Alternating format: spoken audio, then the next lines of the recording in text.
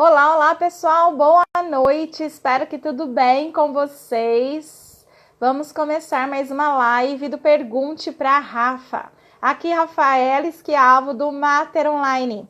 Todas as quartas-feiras às 20 horas eu venho aqui com uma live para responder as suas perguntas sobre saúde mental materna, psicologia perinatal, questões da perinatalidade e da parentalidade. Ok? Boa noite para o pessoal que já está entrando aqui, Psicolaira, Milena, Vira. Então, vamos lá para hoje, né?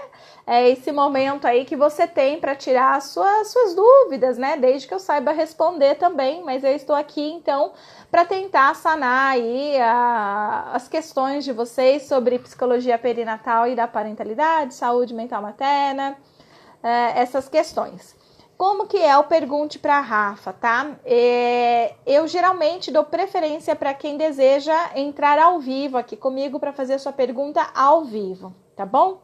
Então, se você já gostaria de poder entrar ao vivo aqui comigo para me fazer algum tipo de pergunta, já fala eu aí que eu vejo vocês, já mando o convite para que a gente possa conversar um pouquinho aí sobre as suas dúvidas relacionadas aí, então, à saúde mental materna, tá bom? Então, tô aqui só aguardando alguém falar um eu para que eu possa, então, chamar aqui no Instagram, tá? Rose Claire. Rafa, estou com 14 semanas. É normal ter pressão alta emocional? Rose Claire, pressão alta emocional, você deve estar querendo dizer que você, devido às suas emoções, né? Talvez alguma ansiedade muito forte está gerando em você pressão alta, né? A alta ansiedade ou estresse muito elevado, sim, ele pode ser um dos desencadeadores de pressão alta, mas não é normal ter pressão alta, tá bom? É preciso fazer um acompanhamento médico. Então, se você estiver medindo, aferindo aí a sua pressão você mesma, é importante você estar buscando o seu médico, o seu obstetra, tá? Não é normal pressão alta, acontece, tem um número bem razoável de mulheres que apresentam, mas isso não indica algo que que você deva ficar tranquila, que é normal. Você precisa sim estar passando pelo um obstetra que vai cuidar aí da sua pressão, tá bom? Pressão alta não é legal durante a gestação, por isso precisa de cuidados. Mas ela pode estar relacionada a uma questão emocional, sim, tá?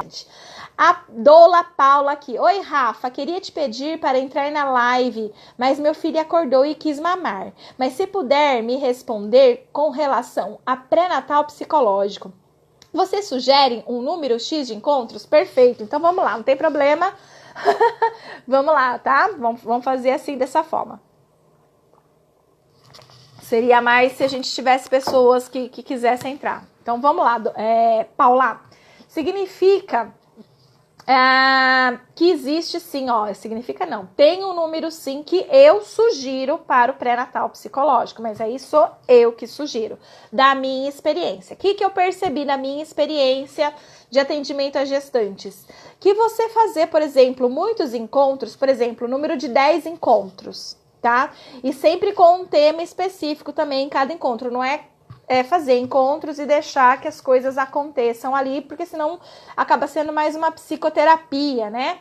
Então, assim, o pré-natal ele tem que ter aí um objetivo claro, né? Para tirar dúvidas, fornecer orientações. Então, eu penso assim, 10 encontros é muito. Por quê? No meio, né, desse período pode acontecer muitas coisas, né? Então, o bebê pode nascer, pode haver faltas, e aí a mulher, ela fica com aquele conhecimento mais falho, chuva, sei lá, tantas coisas podem acontecer aí. Então, que 10 encontros, apesar de ser um número bacana, né, que dá pra gente trabalhar com mais cuidado, com uma folga, eu não aconselho. Não é que eu não estou dizendo não faça, eu estou dizendo não aconselho, porque coisas podem acontecer nesse meio tempo que vão diminuir o número de gestantes, né, de participantes, vai haver mais faltas, tá bom? Então, não aconselho, por exemplo, 10 ou mais. Mas também um número muito reduzido, eu não aconselho, porque senão a gente tem que trabalhar muito rápido, aí vai faltar informação, né? O que eu tô chamando aí de número reduzido? Tipo 4 sessões, né? 4 encontros. Para mim, eu considero um número reduzido que dá para trabalhar poucas coisas, né? Ele é pouco efetivo para diminuir a ansiedade de gestantes, quando a gente faz 4, porque a gente vai priorizar alguns assuntos, mas não vai dar tempo de trabalhar outros, né? A não ser que você for fazer um dia inteiro de encontro, né? Tipo 4 horas de encontro. Então, aí pode ser diferente. Mas, em geral, a gente vai trabalhar por 1h30, no máximo 2, né? Dependendo do número de pessoas presentes.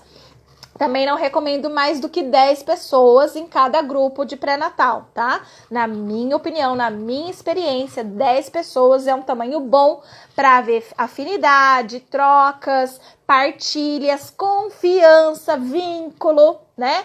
Então, 10 pessoas mais ou menos, não passar disso, tá? Então, qual que é o número que eu considero ideal? 6, tá? Novamente, eu repito, eu não estou dizendo para vocês que um pré-natal psicológico é feito de 6 sessões, tá? Eu considero um número adequado 6, porque ele não é tão extenso a ponto de acontecerem coisas aí que vão fazer essas mulheres faltar, né? No pré-natal, ou às vezes até parar, ter que deixar de ir por causa de uma coisa ou outra, e não tão pouco, né? Um número não tão reduzido, né? Como 4, por exemplo, que pode ficar falho, né? Faltar informações. Então, 6 encontros é o que eu recomendo, tá? Porque é um tempo bom que dá para elas participarem, vai diminuir as faltas, vai diminuir o abandono, né? Da participação e vai gerar vinculação, vai gerar conhecimento, vai diminuir a ansiedade. Ele tem um efeito psicoterápico, mas ele não é psicoterapia, percebe, né? Tem algumas pessoas que defendem pré-natal psicológico como psicoterapia. Eu entendo que pré-natal psicológico ele é para prevenir alterações emocionais significativas, né? E como a gente consegue prevenir? Diminuindo quando elas apresentam alta ansiedade, estresse ou até sintomas de depressão. Como? Com informação. A informação que a gente leva e como a gente leva, sim, provoca um efeito psicoterápico que é a diminuição dessas alterações emocionais significativas, tá? Quantos encontros mensais ou semanais? Um encontro semanal, tá? Porque isso facilita para as mulheres. É claro que você vai ter que analisar mulher para mulher, questão por questão. De repente, se você for fazer na sua clínica particular, talvez você possa fazer 2 encontros na semana. Mas se você vai fazer isso num hospital, numa unidade básica de saúde, vai ficar um pouco mais difícil. E para facilitar para que elas participem, então aí facilita um encontro na semana, tá bom? A Sol aqui tá falando muito bom esse encontro em grupo. A Márcia, você tem algum material voltado para mulheres que estão no processo de fertilização in vitro, visto que é um processo muito delicado e sofrido até conseguirem ficar grávidas? Não, material produzido por mim não tenho nenhum texto, nenhum instrumento, nada que possa auxiliar nesse sentido, tá? Só que por isso é feito reduzida a quantidade de sessões, reduzido entre aspas, tá? Só, igual eu falei, ó, são sessões que tem que ser estratégicas com objetivos claros. Então, no primeiro encontro eu vou trabalhar determinado tema, no segundo encontro outro tema, né? Todos eles voltados com o objetivo de impedir, ó, ele é um pré-natal psicológico, então além de eu fazer uma avaliação da saúde mental delas, ele vai ajudar a prevenir que aquelas que não estão apresentando continuem a não apresentar, ou aquelas que estão apresentando alguma alteração emocional significativa diminua, tá certo? como que eu gosto de fazer, né? Até aplicando alguns instrumentos que, infelizmente, eu gostava de fazer, né? quando eu podia usar esses instrumentos. Os instrumentos que eu usava era para medir ansiedade, estresse e depressão, tá? Nesse período. Então, eu aplicava no dia que elas iam começar o grupo para eu poder ver, né, como é que estava o nível de ansiedade, estresse e depressão delas. E um no último dia, para poder identificar se realmente foi efetivo esses encontros. Então eu fazia dessa forma. Acontece que agora, né, de 2018 para cá, foram retirados a maioria dos testes que nós temos para fazer essa avaliação objetiva, né? Então agora ela tem que ser mais subjetiva mesmo. No primeiro encontro você tem que ouvir, entender o que elas estão falando, se aquilo está demonstrando que é um gerador de ansiedade, de estresse, até sintomas de depressão, e ouvir novamente o discurso delas no último dia. Então não mais com instrumentos objetivos, mas com instrumentos subjetivos, tá? Perdão, gente. Sim, é uma prevenção só. A função que eu entendo, né, dos encontros de pré-natal psicológico são preventivas, né? Então a gente não vai trabalhar com mulheres adoecidas, tá? Se a mulher ela já está adoecida, é psicoterapia. E aí você pode fazer uma psicoterapia de grupo, que não é mais pré-natal psicológico, é uma psicoterapia de grupo, homogeneizada com gestantes, tá? Ou individual, para atender a cada caso. Um pré-natal psicológico, no meu modo de entender, ele serve para avaliar como está a saúde mental e evitar, prevenir agravamentos, cronificações ou até que surjam, né, incidência de alguma alteração emocional significativa nessa hora, tá? E nós temos, então, ferramentas para isso. A Jéssica, então não serve para as tentantes? Para as tentantes não é um pré-natal psicológico, tá? Para as tentantes é grupo de tentantes.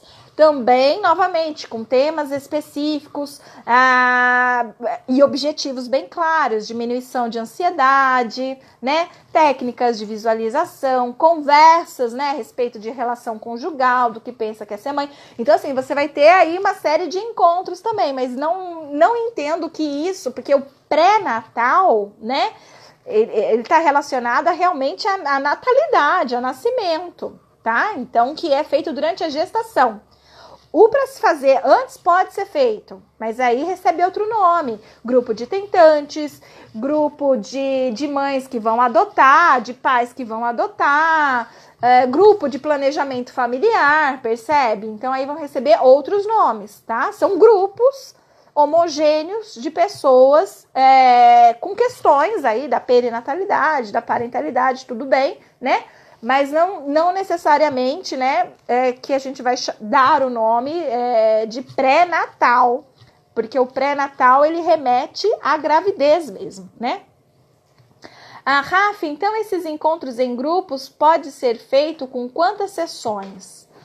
Como eu estava dizendo, não existe um número, não existe um número. Eu estou falando para vocês que, da minha experiência, se você colocar um número muito alto como 10 sessões, você vai ter várias perdas, não vai ser efetivo, porque você vai acabar começando com 10 gestantes e terminando com 3 gestantes, 4 gestantes. Percebe? Agora, se você coloca um número reduzido, como 4 sessões... você vai faltar alguns assuntos para trabalhar ali, vai ser algo muito rápido. Então, 6 sessões é o que eu aconselho, porque você vai ter tempo para trabalhar várias questões importantes aí e vai evitar a perda dessas mulheres ao longo do tempo, porque o tempo, gente, ele é traiçoeiro, né? Coisas acontecem, né? Alguém fica doente, tem um nascimento prematuro, coisas acontecem, tá? Então, é uma recomendação, não é uma afirmação, tá bom?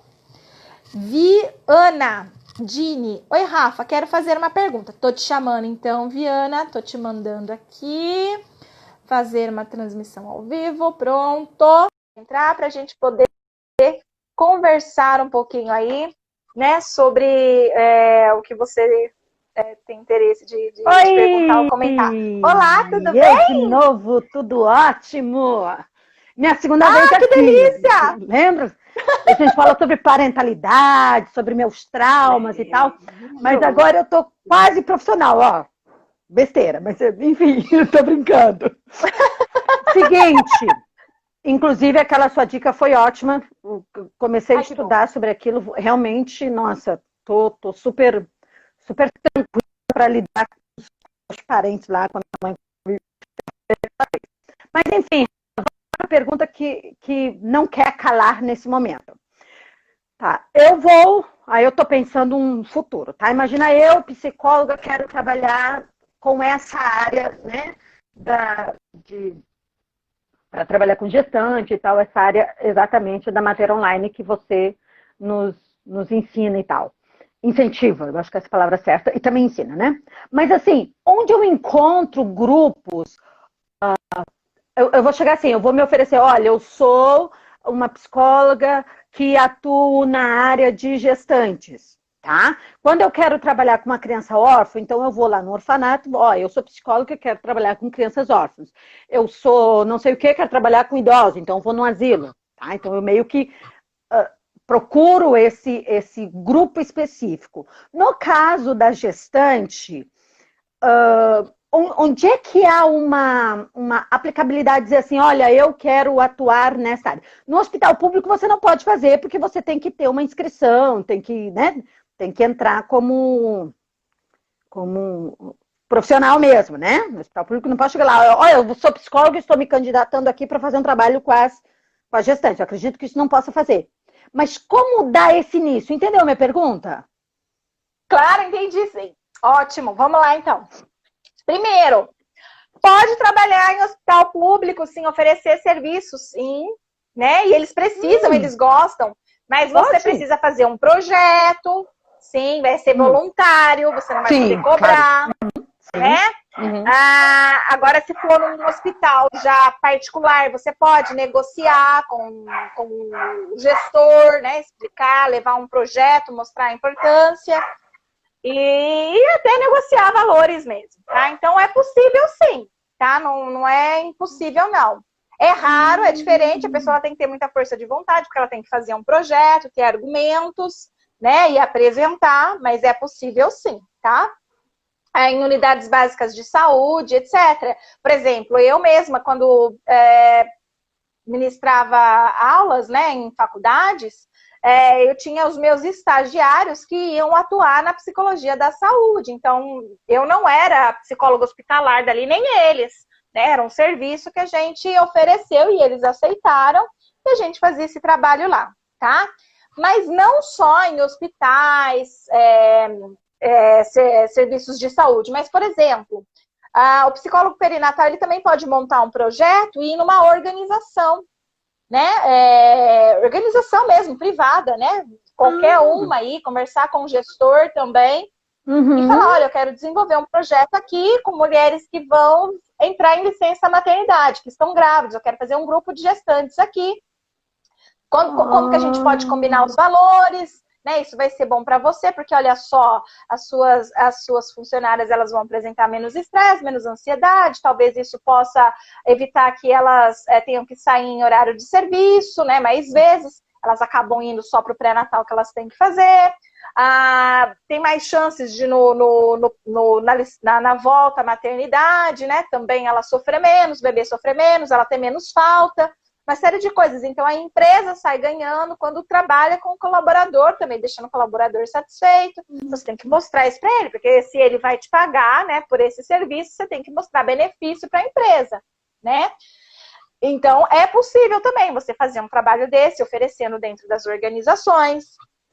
É possível gente, eu também... nunca tinha pensado nisso na questão da empresa. Olha, como... Sim, nunca tinha pensado. sim, Legal. escolas. Você Mas pode faz todo sentido. escolas. Claro.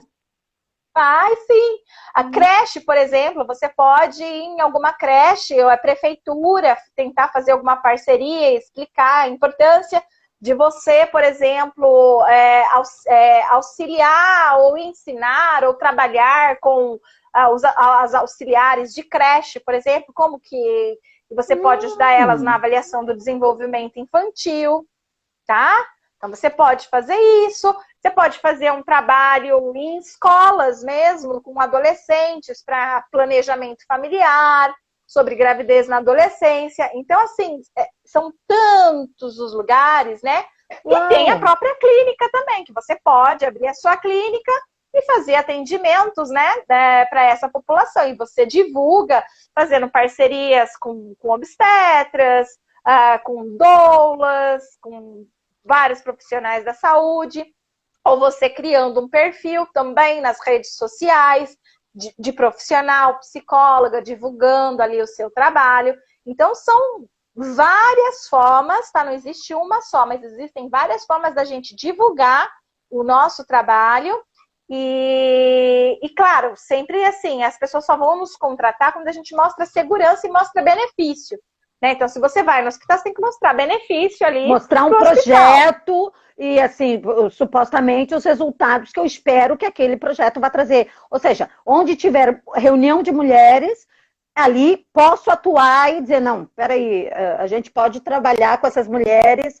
Caramba, fantástico. Não pensei sobre esse ângulo. A gente sempre associa desse tipo de aconselhamento lá na maternidade, né? Mas isso vai muito além da maternidade, ou muito antes da maternidade. Muito além. Muito além. Você pode não trabalhar com as mulheres, você pode trabalhar com os pais. Pensa, onde estão os pais? Onde estão os homens? Até dentro da própria organização. Quem são os homens aqui que têm a esposa grávida? E levar orientação, sabe? Para a família, a rede de apoio. Né? Então, você não precisa necessariamente trabalhar com a mulher grávida ou não grávida, que está pretendendo grávida. Você pode trabalhar com a família. Vou fazer um grupo de avós, vou fazer um grupo de rede de apoio, porque eu preciso orientar elas como que elas podem ser, de fato, uma rede de apoio para a filha, para a nora, para a vizinha, para a irmã, para quem for. Justo. Percebe? É amplo demais. É amplo demais. Muito interessante. Legal, legal. Abriu várias portas aí que pode... Porque a gente, né, quando a gente se especializa numa área, principalmente iniciando, assim, a gente fica assim, nossa, e agora? Como é que eu chego nesse campo? Ou também, mas esse campo é tão restrito. E, na verdade, é restrito porque é pouco conhecido. Mas se você for divulgar e for mostrar a importância... Tem muita gente aí que está, empresas, que eu nunca tinha pensado nisso, né? Que está precisando e que vai ser útil para ele se eu, como profissional, mostrar que aquilo é importante, né? Também não posso lá ficar insegura e inventar uma história que não é real. Isso. Mas com a experiência, com o estudo, com o conhecimento de Mater Online, a gente vai aprendendo essas coisas todas, né? Então, gostei disso. Gostei. Então, tá. Show! Acho que respondeu a minha pergunta. Obrigada. De novo. Eu que agradeço. Beijo. Valeu. Beijo, amor. Tô aqui, tô ligada. Show! Ai, que delícia! Muito bom, gente. Olha só, né? Que pergunta interessante, né? Eu acho que essa pergunta também era dúvida de muitas pessoas, né? Várias pessoas aqui provavelmente também tinham a mesma dúvida. Super legal a participação e a pergunta. Vamos ver aqui, o Marcelo. Boa noite. Eu sei que não é a especialidade de vocês, mas sou pai e tenho uma dúvida. Vocês acham recomendável brincar das nossas brincadeiras, como montinho e ovada, com nossos filhos para distração?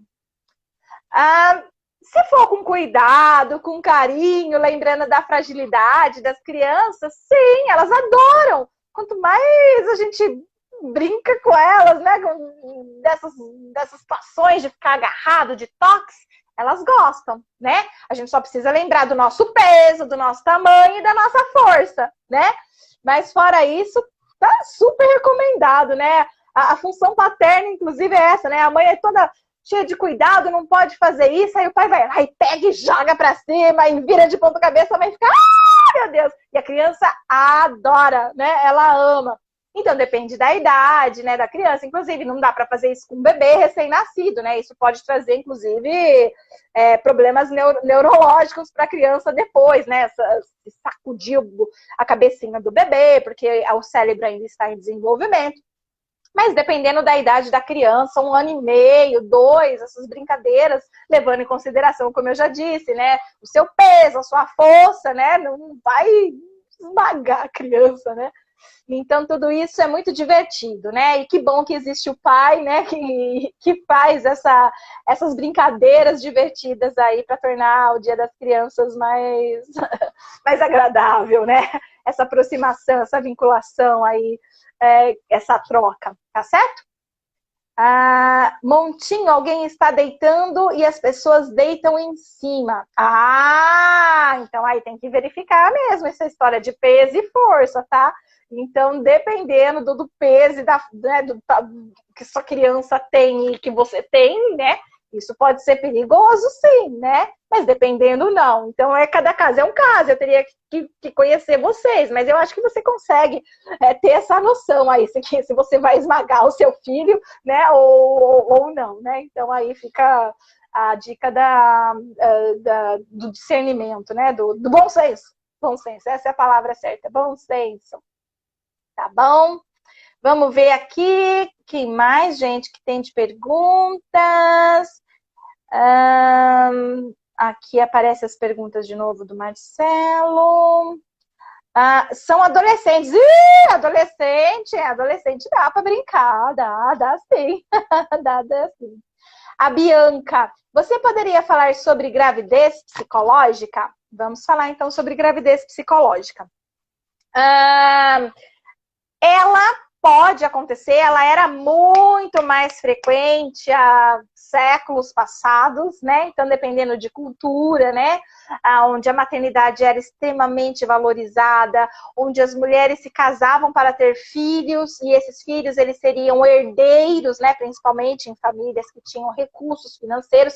Então, era quase que uma obrigação a mulher prover, né? Ter filhos para que pudesse existir uma família, porque existia um conceito de família que só era família se tivesse filhos, inclusive, né?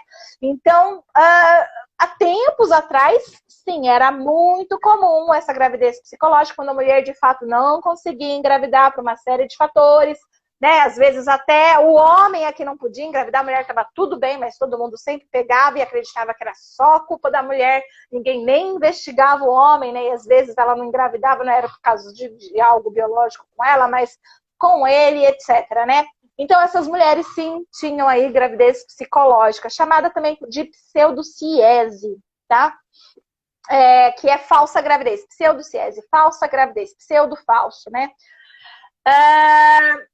Mas hoje isso ainda continua acontecendo, é bem pequena a prevalência, tá? Não é algo mais frequente, mas pode acontecer sim, tá?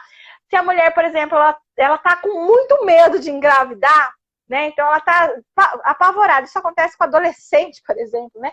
Fica apavorada, com aquele medo de engravidar e teve uma relação desprotegida, pronto, aquilo já se torna, né, algo obsessivo, uma neurose que pode ser desenvolvida uma gravidez psicológica, por exemplo, quando a mulher não quer engravidar de jeito nenhum, mas aí a menstruação atrasa, né? Quem nunca passou por isso, né?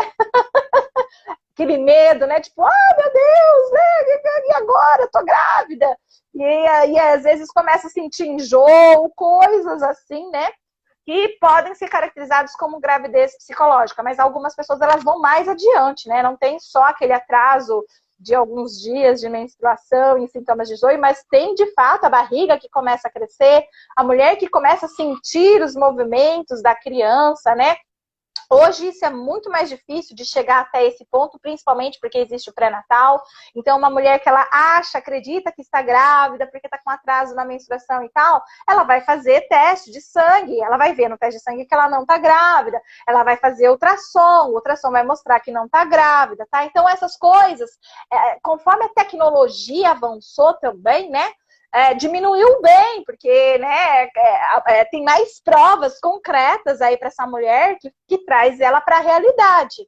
Mas pode acontecer de uma mulher, sim, vir a apresentar vários sintomas, crescimento da barriga, né, e chegar a descobrir que era uma gravidez psicológica só depois, né, já quando ela, na cabeça dela, ela já está de 6 meses, por exemplo. Aí é uma situação delicada, a equipe, ela tem que se reunir, para fazer o relato. Para essa mulher, ela sente muitas vezes como um aborto, tá? O sentimento dela é de aborto quando ela descobre a gravidez psicológica, porque ela psicologicamente estava gestando um filho, tá? Era um filho, então quer dizer, mesmo que não tinha nenhum ali, ela vive um luto, tá? Daquele filho, mesmo que idealizado, mesmo que imaginado. Então, ela vive esse luto. Então, assim, ela não faz de propósito, ela não é uma mentirosa, ela não deve ser tratada como tal. E, infelizmente, sim, alguns profissionais da saúde não conseguem entender isso e começam a tratar ela como se ela fosse uma picareta, como se ela estivesse fazendo aquilo de propósito, mas, de fato, ela não sabe. Isso também não está relacionado a uma psicose, tá? Porque a psicose é uma cisão com a realidade, tá? Apesar da gente poder entender que é uma psicose do corpo, o corpo criou aquilo, mesmo com a ajuda do psicológico, ela continua sabendo o nome dela, ela continua trabalhando, ela continua sabendo fazer contas matemáticas, lidar com dinheiro, ela sabe se ela tá casada, se ela tá solteira, ela sabe da vida dela, ela não saiu, né, do centro da razão, tá? É só uma parte ali que mexeu com ela por algum motivo. E aí a gente tem que entender a subjetividade de cada uma, porque cada uma vai ter uma história e um motivo, não vai acontecer aleatoriamente. Pá! Estou com uma gravidez psicológica. Não.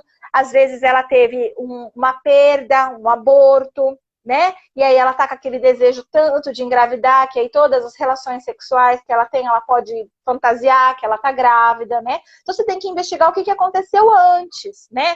Se ela estava com pavor de engravidar, se ela teve um aborto anterior, se alguém muito significativo, próximo a ela, engravidou, né? Às vezes ela tem essa necessidade também, tipo, nossa, eu tenho tantos anos, agora minha filha engravidou, significa que agora eu vou ser vó, e eu tô mais perto da morte, então se eu engravidar agora, pode ser que eu fique mais longe da morte, né? Não tenha que lidar com o fato de ser avó, mas o fato de ser mãe, mas na realidade é uma gravidez psicológica. Gente, são tantos os motivos, né? Muito subjetivo, mas eu espero que eu tenha deixado claro aí que a gravidez psicológica ela existe, é menos frequente, principalmente agora por conta, né, de toda a diferença sociocultural que nós vivemos, por conta de toda a tecnologia que facilita da gente descobrir muito mais cedo se a pessoa está grávida mesmo ou não. Tá bom?